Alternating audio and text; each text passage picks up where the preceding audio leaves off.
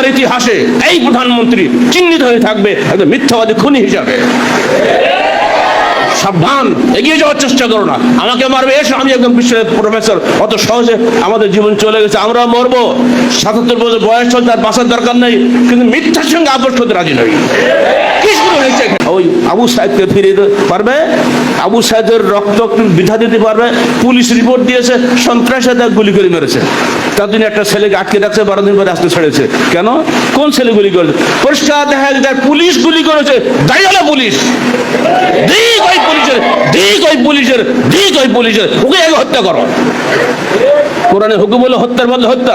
যে পুলিশ ওই ওকেই আগে হত্যা করো, তাহলে বলতো তুমি সত্যি সত্যবাদী। আজকের প্রথম আলোর একেবারে শিরোনাম রিপোর্ট হচ্ছে যত ছাত্র নিহত হয়েছে তার ৭৭ যত মানুষ নিহত হয়েছে 200-র উপরে বলা হচ্ছে, শতকরা ৭৭ হলে আমাদের ছাত্র শিক্ষার্থী যাদের হাতে অস্ত্র ছিল না তারা নিহত হয়েছে। তাদেরকে কে মারলো? আসমান থেকে ফেরেশতা এসে মেরেছে? মারলে দেশের পুলিশ, দেশের আর্মি, এরাই মেরেছে। অথচ তাদেরকে বানানো হয়েছে বিডিআর, তারা যা সীমান্তে লাশ কুড়ানোর জন্য একটা গুলি পাল্টা মারতে পারে না। প্রতিদিন সীমান্ত বাংলাদেশে হত্যা করা হচ্ছে, তাদের মধ্যে একটা গুলি করার ক্ষমতা তাদের নেই। লাশ কুড়ানো মেউ মেউ করে দেওয়া, লাশটা দেওয়া। ফেলানির লাশ পড়ে থাকলো সে কাঁটাতারের বেড়ার উপরে, সারা দুনিয়া দেখলো, অথচ এখন বিচার হয় নাই। এই আধিপত্যবাদী শক্তির লোকেরাই এখানে সব কাজ করছে, অথবা আমাদের সরকার এগুলি করছে নিজে। আর এই জন্য আমি ধন্যবাদ দেই আমারই মধ্যে একজন অধ্যাপক, জাহাঙ্গীরনগর বিশ্ববিদ্যালয়ের মহিলা অধ্যাপিকা নাহার সুলতানাকে, তিনি তার নিজের রুম থেকে প্রধানমন্ত্রীর ছবি নামিয়ে দিয়েছেন। তিনি পরিষ্কার বলেছেন এই সমস্ত হত্যাকাণ্ডের জন্য দায়ী হলো এই খুনি প্রধানমন্ত্রী।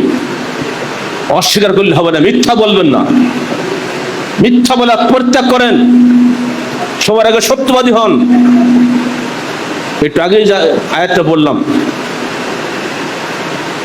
কুলু কওলান সাদীদা ইসলিহ লাকুম আমালাকুম, তোমরা সত্য কথা বলো, তাহলে সমস্ত জিনিস আল্লাহ পাক সংশোধন করে দিবেন। মিথ্যা বললে আরো বেশি পাপী হবে। একটা মিথ্যা বলার পাপ, একটা ছাত্র হত্যা করার পাপ। নিরীহ নির্দোষ ছাত্ররা গেছিল একটা কোটা সংস্কার আন্দোলনের জন্য। কি সে কোটা? মুক্তিযোদ্ধার নামে 56% কোটাতেই ভর্তি হতে, আগে কোটাতেই 56% কোটা নির্দিষ্ট ছিল। আর এই প্রাইমারি স্কুল একেবারে সহজ, এইখানে 96% হলো কোটা, আর মাত্র অল্প ক্ষুদ্রাংশ থাকে সেখানে যাবে মেধার ভিত্তিতে। তাহলে এদেশের ছাত্ররা কি জন্য লেখাপড়া করবে, কি জন্য বিসিএস করবে? যে তাদের যদি কোনো সুযোগই না থাকে। এই সত্য দাবি নিয়ে তারা এগিয়ে গেছিল, একটা মাত্র দাবি নিয়ে, সেখানে গুলি করার পরে এখন 9টা দাবিতে পরিণত হয়েছে। যত গুলি করবে তত দাবি বাড়বে। কিন্তু চিরদিনের জন্য বাংলার ইতিহাসে এই প্রধানমন্ত্রী চিহ্নিত হয়ে থাকবে একজন মিথ্যাবাদী খুনি হিসাবে। সাবধান, এগিয়ে যাওয়ার চেষ্টা করো না। আমাকে মারবে এসে, আমি একদম বিশ্বের প্রফেসর, অত সহজে আমাদের জীবন চলে গেছে, আমরা মরবো। ৭৭ বছর বয়স চলছে, তার বাঁচার দরকার নেই, কিন্তু মিথ্যার সঙ্গে আপোষ করতে রাজি নই। কি শুরু হয়েছে এখানে? কিসের বাংলাদেশ এটা? কিসের স্বাধীন দেশ? এটা মিথ্যা দেশ।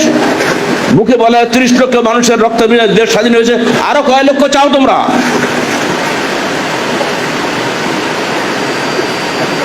ইন্টারনেট বন্ধ করে মনে করছে কেউ দুনিয়া জানতে পারবে না? দুনিয়া সবই দেখছে বাংলাদেশ একটা হত্যাকারী দেশ, বাংলাদেশ একটা সবচেয়ে বাজে দেশ। যে দেশ একদিন সম্মানের স্থানে ছিল, আমাদের 1 কোটির মতো ছেলেরা বিদেশে চাকরি বাকরি করে পেটের দায়ে সংসার চালায়, ওখানে চাকরি রেমিটেন্স পাঠায়। বিগত 10 দিনে সবচেয়ে কম রেমিটেন্স এসেছে এই মাসে, জুলাই মাসে, মাত্র $138 কোটি। তাদের বাচ্চা কাচ্চা না খেয়ে মরতেছে।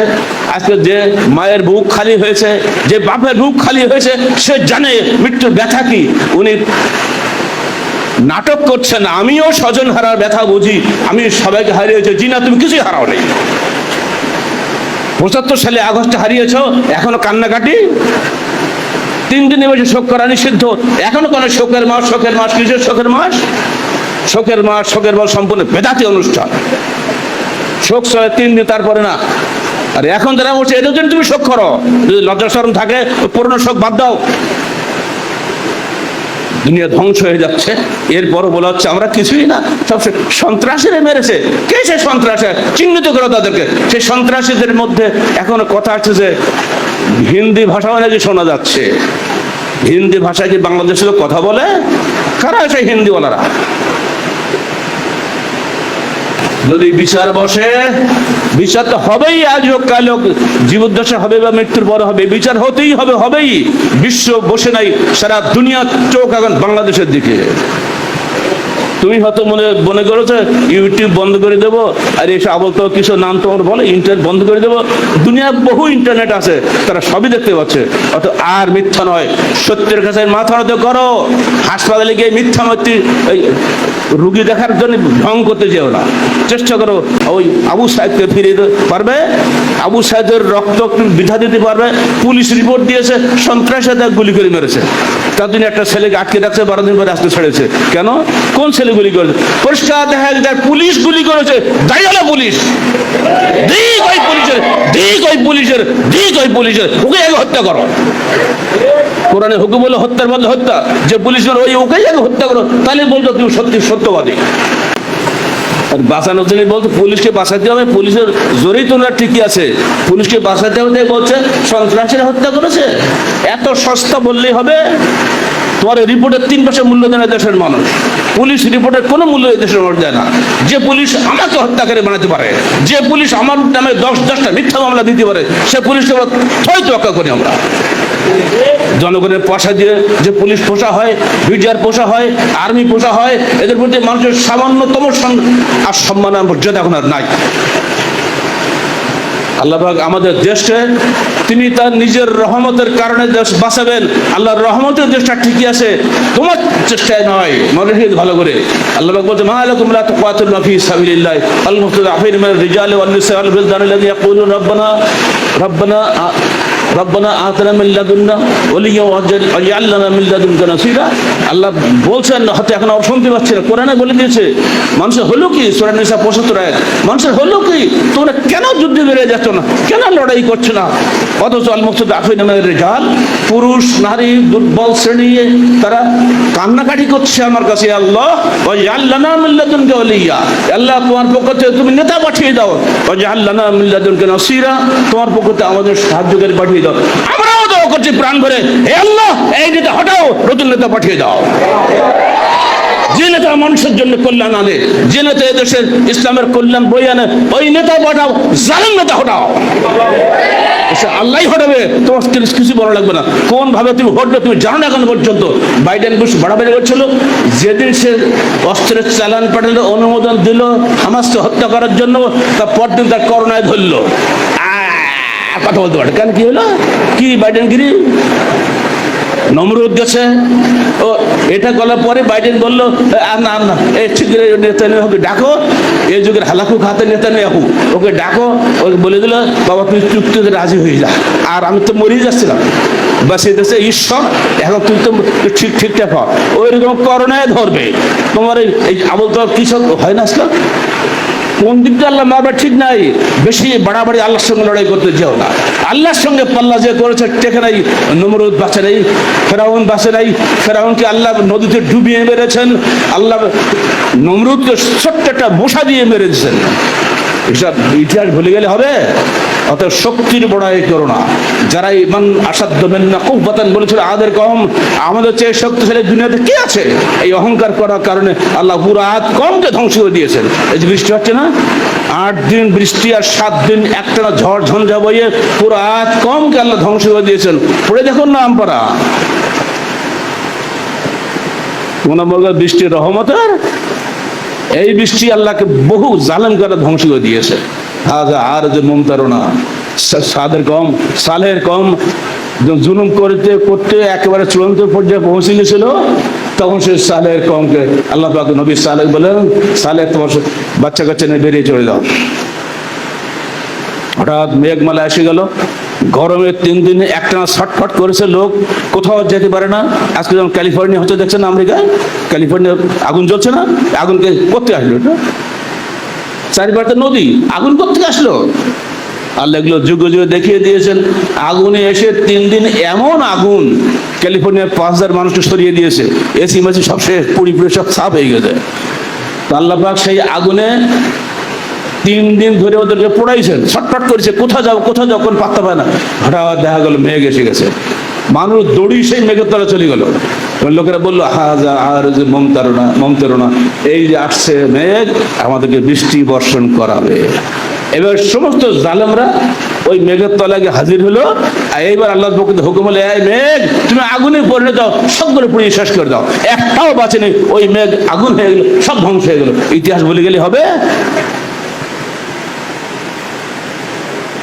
কারাগারে বসে কোনো সাবজেক্ট খুঁজে না পেয়ে নবীদের কাহিনী লিখেছিলাম, কারণ আমার খাতা আর কলম নিয়ে যেত, 1 মাস ধরে দেখতে মৌলবীদের দিয়ে উনি কি লিখলো, আবার পরে বলতে বলতে বলতে বলতে ফিরিয়ে দিত।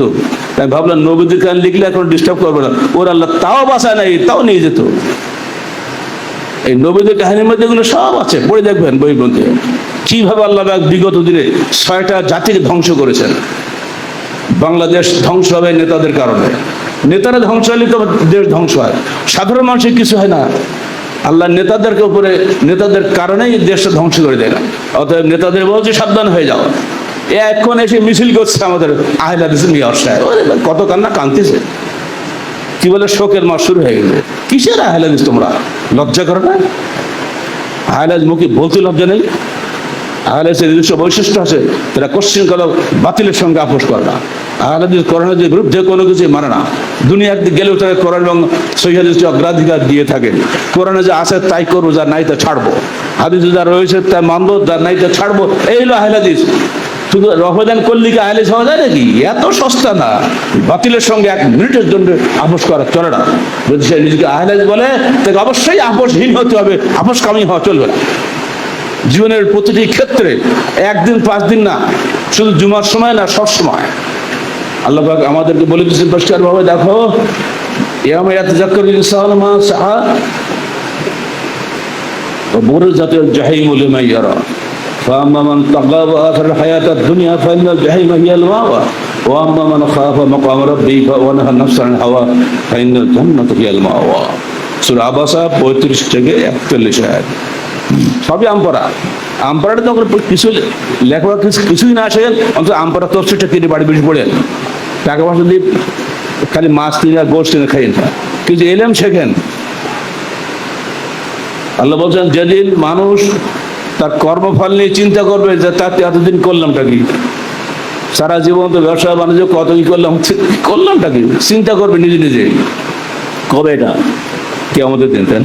তার আগে তো সময়ই পাবে না। বুরিজাতিল জাহিমু লিমান ইয়ারা, এবং জাহান্নামকে সামনে দেখানো, ওই দেখো তোমাকে ওখানে পড়তে হবে, জাহান্নাম সামনে একেবারে। ফাআম্মা মান তাগা, দুনিয়াতে যে ব্যক্তি সীমালঙ্ঘন করেছিল, ওয়া আসারাল হায়াতাদ দুনিয়া, এবং দুনিয়াবী জীবনকে অগ্রাধিকার দিয়েছিল, ফাইনাল জাহিম হিয়াল মাওয়া, ওই যে জাহান্নাম, ওটা তোমার ঠিকানা। একদম চাক্ষুষ দেখানো হয়। আল্লাহ পাক বাণীচিত্র অঙ্কন করে বান্দাকে আগেই শুনিয়ে দিয়েছেন, সাবধান বান্দা, বাড়াবাড়ি করো না, সীমালঙ্ঘন করো না। দুনিয়া তোমার জন্য বেশি দিনের জন্য নয়, কদিন পরেই তোমার চোখ বন্ধ হয়ে যাবে, সব শেষ হয়ে যাবে। অতএব সাবধান। ওই যে ওই দেখা যাচ্ছে জাহিম, জাহান্নাম। ওয়া আম্মা মান খাফা মাকাম রাব্বিহি ওয়া নাহা নাফসা আনিল হাওয়া, বিপরীত হলো যারা আল্লাহর দণ্ডবান হওয়ার প্রতি মুহূর্তে ভয় করে, আমি যা করছি আল্লাহ এখানে আছে, যে কথা বলছে আল্লাহ শুনছেন।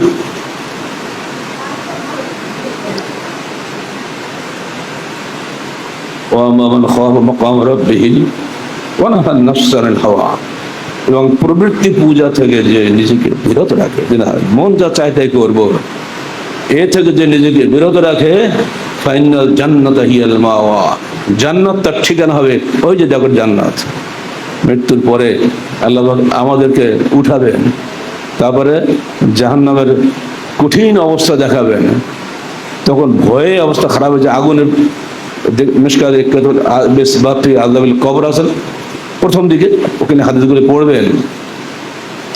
ওই দেখো আগুনের পরে আগুন ঢেউ গেলে যাচ্ছে, ওটাই তোমার ঠিকানা ছিল। এবার জান্নাতের চেহারা দেখাবে, এই দেখো জান্নাতের শুভতা, দেখবে সুন্দর চেহারা।